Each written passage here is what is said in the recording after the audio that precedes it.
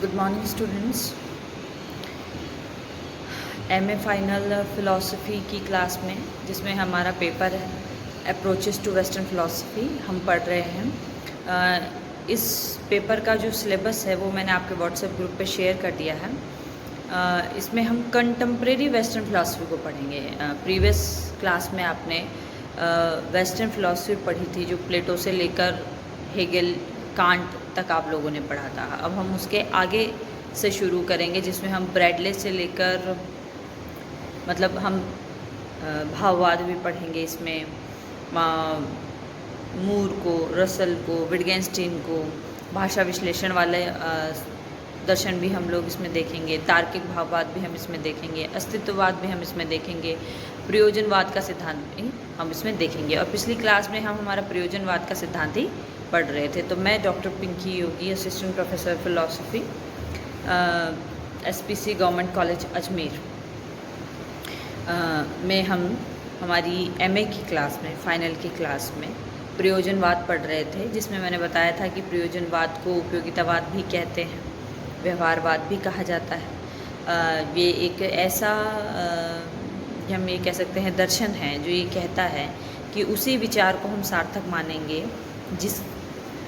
जो हमारे क्रिया व्यवहार में प्रकट होता है। तो पिछली बार हमने डुवी की बात की थी। जॉन डुवी एक ऐसे प्रयोजनवादी दार्शनिक हैं जो बाकी प्रयोजनवादी दार्शनिकों की तुलना में सबसे ज़्यादा लोकप्रिय हुए। क्यों? क्योंकि उन्होंने अपने विचारों से, अपने सिद्धांतों से व्यवहार जगत में, खासकर शैक्षिक क्षेत्र में और सामाजिक क्षेत्रों में कार्य किया, कुछ नवीन विचार दिए और उन्हें करके दिखाया।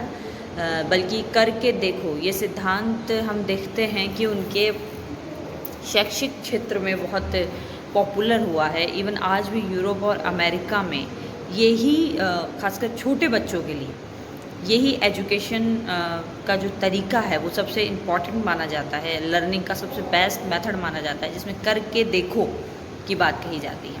तो आज हम डुवी के उपकरणवाद को पढ़ेंगे। तो हम ये जानेंगे कि डुवी का उपकरणवाद कैसा सिद्धांत है।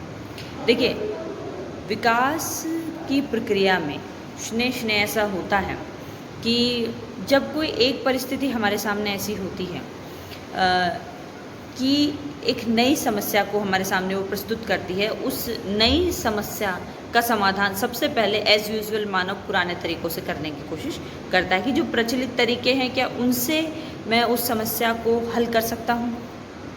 अगर वो ऐसा करने में कामयाब हो जाता है तो वो समस्या नहीं, ठीक है। लेकिन कई बार ऐसा होता है कि पुराने तरीक़ों से वो समस्या हल नहीं होती, तो मानव कुछ नया सोचने की कोशिश करता है। विकास के स्तर भी ऐसे ही विकसित हुए हैं कि विकास के पहले स्तर में कुछ जैविक आवश्यकताओं की पूर्ति नहीं हुई तो दूसरा विकास का स्तर आता है और वो हमारी जैविक आवश्यकताओं की पूरी करता है। तो मतलब विकास का पहला स्तर असमर्थ होता है जीव की कुछ ऐसी आवश्यकताओं की पूर्ति करने में, जैविक आवश्यकताओं की पूर्ति करने में, जिसे दूसरा स्तर पूरा करता है। यही बात तीसरे स्तर पर लागू हो सकती है। जब दूसरे स्तर अपनी सीमा पर आ जाता है और वो जीव की उन जैविक आवश्यकताओं की पूर्ति नहीं कर पाता तो तीसरा स्तर आता है। तो ये क्षण हम ये कह सकते हैं कि विकास का स्तर गया। तो सबसे पहले ये मान लीजिए कि मानव में बस कुछ जैविक जो सबसे मूल भूख है, अपनी रक्षा है, यही दो सबसे महत्वपूर्ण मानव की बहुत ही जैविक आवश्यकताएं मानी जाती हैं। जब इनकी पूर्ति से ऊपर मानव उठने लगा तो उसकी बुद्धि का विकास होता है। या फिर सिर्फ उसकी जैविक आवश्यकताएं जब उस तरह पूरी नहीं होने लगी, मान लीजिए शिकार नहीं मिलने लगा या फिर शिकार के पुराने तरीके काम नहीं आने लगे, तो अब उसके लिए ज़रूरी हो गया कि वो शिकार के नए तरीके ढूंढे या उन्हें हथियारों को विकसित करे। तो इसके लिए उसकी बुद्धि विकसित होती है जो उसकी इस आवश्यकताओं को पूरा करने का एक साधन है। जब उसकी बुद्धि विकसित होती है तो मानव सिर्फ जैविक आवश्यकताओं की पूर्ति करने वाला एक जीव या एक पशु मात्र नहीं रह जाता। उसके बाद उसमें संवेदनाएं भी व्यक्त होती है जो इससे पहले नहीं थी। उसके इमोशंस भी अब एक रूप लेने लगते हैं जो इससे पहले नहीं था।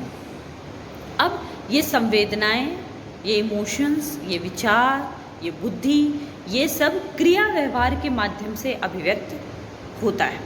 तो मानव की जो विचार शक्ति है, मानव की जो बुद्धि है, वो इसलिए विकसित हुई है क्योंकि उसे कुछ क्रियाएं करनी थी, उसे कुछ प्रतिक्रियाएं करनी थी, इसीलिए वो विकसित होती है। तो हम ये कह सकते हैं कि हमारी बुद्धि या हमारी विचार प्रक्रिया एक साधन है, एक उपकरण है हमारे क्रिया व्यवहारों के लिए।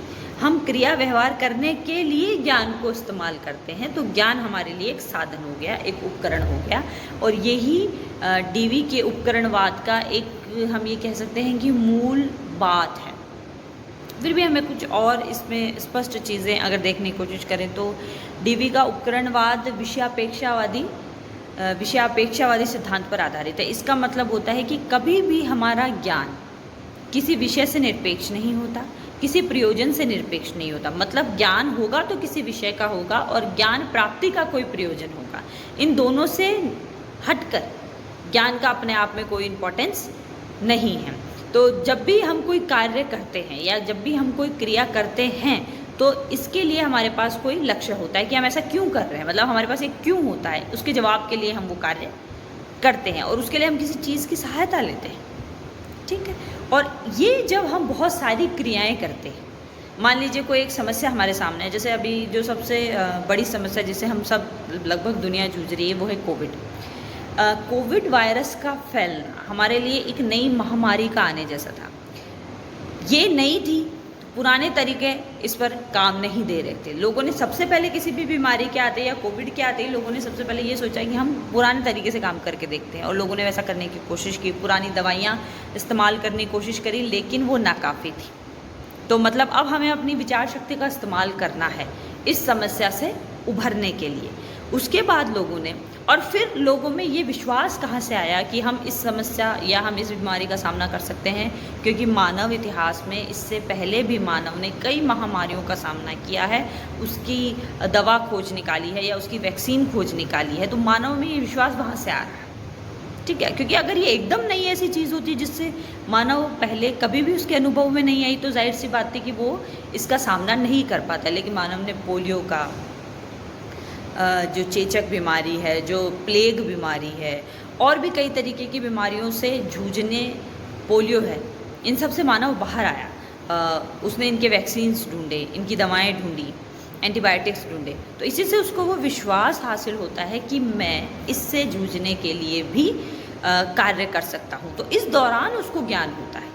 वो एक तरीका आजमाता है, वो वैक्सीन एक ट्रायल पे फेल हो जाती है, फिर दूसरा तरीका आजमाता है जो 1-2 ट्रायल पास करके आगे बढ़ती है, तो उसे नया नया ज्ञान हासिल होता है। तो ये ज्ञान क्या है? ये ज्ञान वो साधन बन जाता है जिससे मानव व्यवहार करता है, जिससे उसका व्यवहार आसान हो जाता है। ठीक है। और एक बात कि हर बार मानव जब भी कोई कार्य करता है तो उसका एक विशिष्ट प्रयोजन होता है। ऐसा नहीं है कि कोई एक सामान्य प्रयोजन हम मानव की सारी क्रियाओं पर लगाते, नहीं, ऐसा नहीं है। मानव की जो क्रियाएं हैं, हर एक क्रिया एक विशेष प्रयोजन रखती है और उसके पास उसे प्रयोजन को पूरा करने के लिए कोई विशेष साधन भी होता है। आप एक एग्जाम्पल से हम इसको समझने की कोशिश करते हैं। मान लीजिए कोई कुत्ता है और उसके सामने हड्डी का कोई टुकड़ा है। अब वो हड्डी का टुकड़ा उसके लिए विषय है। मान लीजिए वो उसको नहीं जानता, लेकिन वो उसको जानना चाहता।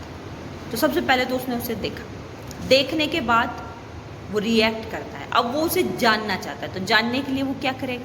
उस वस्तु से संपर्क में आएगा। उस वस्तु से संपर्क में आने के लिए क्या करता है कुत्ता? उसे उठाएगा, उसे सूंघेगा, उसे चाटेगा, फिर उसे फेंकेगा, फिर खरोच के देखेगा। तो ये तमाम तरीके की क्रियाएं जब वो करता है, तो ये क्रियाएं क्या है? ये क्रियाएं उस वस्तु को जानने में उसकी मदद करती है और इससे उसको ज्ञान हासिल होता है। तो ये डीवी के उपकरणवाद का हम तरीके से हम ये कह सकते हैं कि सार हम एक लाइन में अगर बोलना चाहें तो ज्ञान वो उपकरण है जिसके माध्यम से हमारे क्रिया व्यवहार होते हैं। और एक विशेष समस्या अगर हमारे सामने आती है, ठीक है, तो हमारा ज्ञान वो साधन बनता है जिसके थ्रू हम उस विशेष समस्या से निकल कर बाहर आ सकते हैं और इसी से मानव का विकास भी होता है। तो ये डीवी का उपकरणवाद था।